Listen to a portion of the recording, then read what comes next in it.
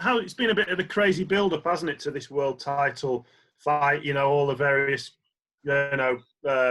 calling off and coronavirus and everything. How hard has it been to keep focused on the job, on the task in hand? It hasn't really been hard. It's just the way it's panned out, and there's no I can do about it apart from just crack on. And thankfully, Peter was all right, and they got the fight got rearranged for as soon as possible. How much, how much are you I bet you've never done an interview without being asked about Claressa. How much is that a positive thing, or are you kind of sick of that name now? How much does she kind of, the prospect of one day fighting her in this sort of all or nothing fight, how much does that spur you on a sort of daily basis? Doesn't spur me on. That's what you're asking. I box because I want to box. Just that you've got this big lucrative fight out there, and this fight that she wants to avenge, and everything. Mm-hmm. It is what it is. It's a business. Don't really know what to say about that. I couldn't really care less about Chris, to be fair. All right, thanks, Savannah. Thank you very much, Mark. Next up, we've got Andy Campbell from BBC. Andy, if you wanted to jump in when you're ready. Yes, good afternoon. I just wanted to ask you, what do you make of your opponent going into this fight of the weekend? You're Scottish. Yes, I certainly am. Team Rankin. Hannah is. I'm expecting the best Hannah Rankin there is. I've trained for the best Hannah Rankin, and I'm expecting a tough fight. And the other thing I wanted to ask you about, there is an all-female boxing event with all-female officials happening in Aberdeen next month. Just in general, how do you think the world of boxing amongst females is shaping up at this time? I think lockdown's been brilliant for females. I think having the likes of Tasha Jonas, Terry Harper, Katie, Shannon Courtney, Rachel Ball, all during fight camp is really it's really pushed female boxing. And lastly, from me, what is your general impression of fighting in a closed-door environment and supporters unfortunately not being allowed to attend?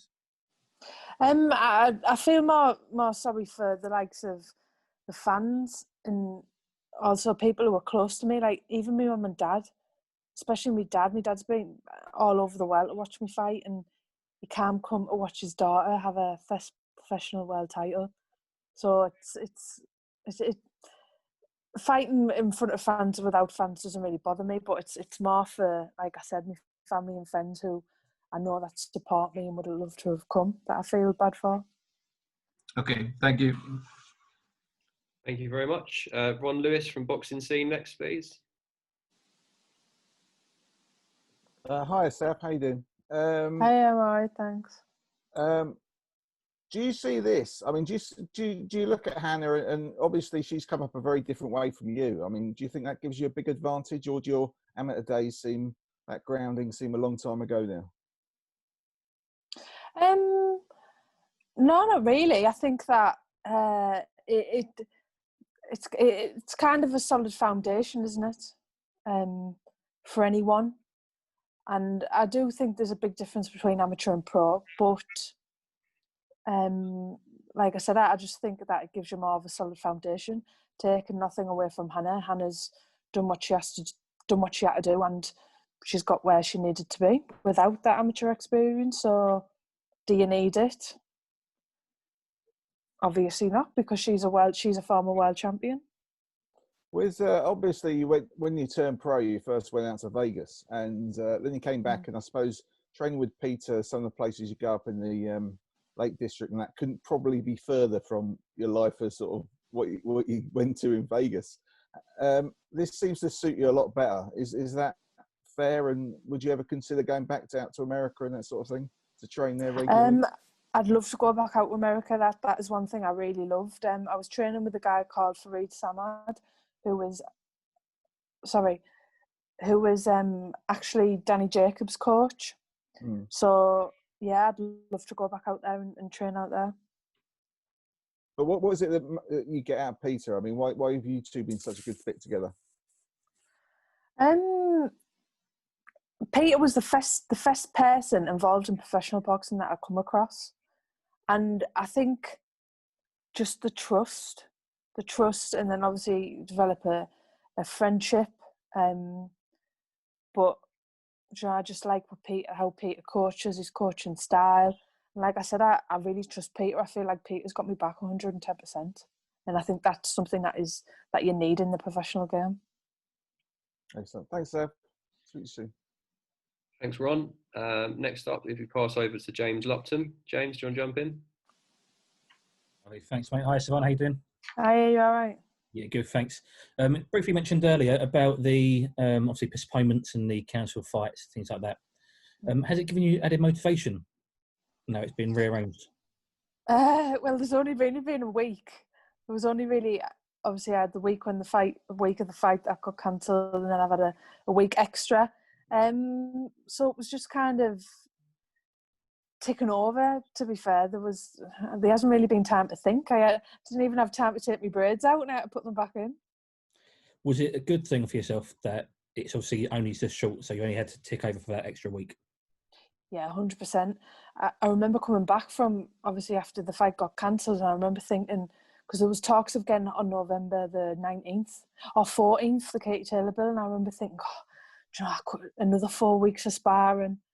Do you know, that was just going through my mind, but thankfully it got put on the next show possible. And then just going back to something I was mentioned earlier, obviously with Hannah Rankin, not a massive amateur pedigree, unlike yourself. Obviously, there's a lot of pro footage that you can watch of her. What does she bring to the table for yourself? And is it fair to say she's potentially your toughest professional opponent so far? On paper, who she's been in with, probably, yeah. Hannah brings a lot to the table. Like I said, I'm expecting a tough fight from Hannah. She's no mug. She's not going to stand there with her hands down and let me hit her, is she? So, yeah, like I said, I'm expecting a tough fight from Hannah. How much experience will she gain from being in with these guys, like, you know, Clarissa Shields, etc.? How much will she take from those fights going into this one? I'm not too sure. You'll have to ask her that question. I don't know what she's took from the losses. Perfect. Cheers, Ed. Thank you. Thanks, James. Steve from Boxing UK, do you want to jump in? Hi, Savannah, you all right? Are you all right, Steve? Yeah, you?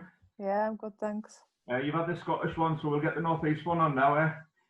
Yeah. Yeah. Everybody talks about the last cancellation being right on fight week, but that wasn't the first cancellation this year. Just how frustrating has this year been for you? Well, when I got that cancellation, it was just the point. I just thought, well, look, it's just typical me. I wasn't even shocked. I remember at the time I was in the hotel room texting Joe Laws, and it got to 9 o'clock and he'd had his results back, and me and Peter still hadn't had ours, and straight away I knew straight away. So, like I said, I'm just thankful that I was lucky enough to get on the next show possible, because you had the likes of, I know, Jazza Dickens and Derry Matthews. I mean, they were the day before, weren't they? The day before they'd even been weighed in. I think he had, maybe, I'm not sure. But like, theirs has been pushed right back to December, so I am really grateful, and I don't know how lucky I am. Was it ever offered that you would take the fight without Peter in your corner, or is that just an absolute no-go? That was mentioned. That has been mentioned, but I think for a world title fight, I mean, I want Peter there. Do you know what I mean? We've trained week in, week out for up to nearly 10 weeks. So, like I said, it's a world title fight, so you don't want nothing left to chance. Wasn't the best weekend for North East boxing last weekend, Savannah? No, it wasn't. What would it mean to you to bring a world title back to the area, and would you want an open top tour of Hartlepool if you nail it? No, I don't think I'd like an open top bus. It's not really my thing. But yeah, it'd mean the world. Like I said, you know, from that fight getting postponed in April, and then what happened last week, just feels like this has been the longest training camp ever for a world title fight. And I'll ask you the question everybody's skirting around as well. A certain American lady said, until you've got a belt, she's not interested. You might have a belt Saturday night. I might, yeah. Would you have a message? Oh, I will, sorry. I will, sorry, yeah. Oh, God, yeah, I will, yeah. Would you have a message for her then? Oh, what would I say to that? I don't know. No bother. Savannah, good luck, matey. Yeah, thank you very much. All right, take care. Bye. Thanks, Steve. Next up, Ryan from Boxing Social. Hi, Savannah. How are you doing? All right, Ryan. Yeah, I'm not bad. I won't keep you too long. Thanks for joining. Just a couple of quick questions from me. It must have been strange having the fight pulled so close. Obviously, the second cancellation you've had this year. How did you manage that time in the interim? You're obviously creeping towards weight, and then just having that slight delay. How have you managed your time? Basically, so I had that week was fight week, so I basically had that week winding down, and then me and Peter both get tested on the Monday, and we both come back negative. So then it was like, right, well, you know, you basically got another week, so let's just carry on doing what we were doing and focus on what we were focusing on. So it's just giving us an extra week, really. I've been close to my weight for weeks, so the weight thing wasn't an issue. And like I said, if anything, it's just give us that extra week to carry on working on the things we were working on. Savannah, you were originally scheduled this year to fight for a light heavyweight title. You've always fought just sort of under super middleweight throughout your career. How do you feel at middleweight? Do you think we'll see the best of you down at this weight? I feel better. I feel a lot better.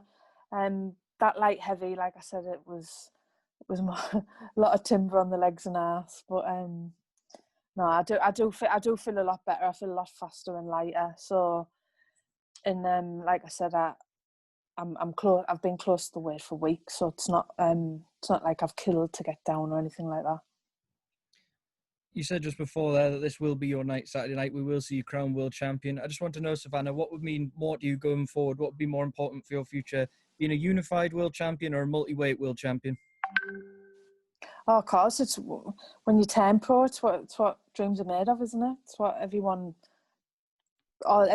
strives towards, becoming a world champion. And Peter's always said, once you become a world champion, your life will change. So I'm looking forward to that one. Well, I won't keep you any longer, Savannah. Thanks for taking the time to speak to us. Thank you.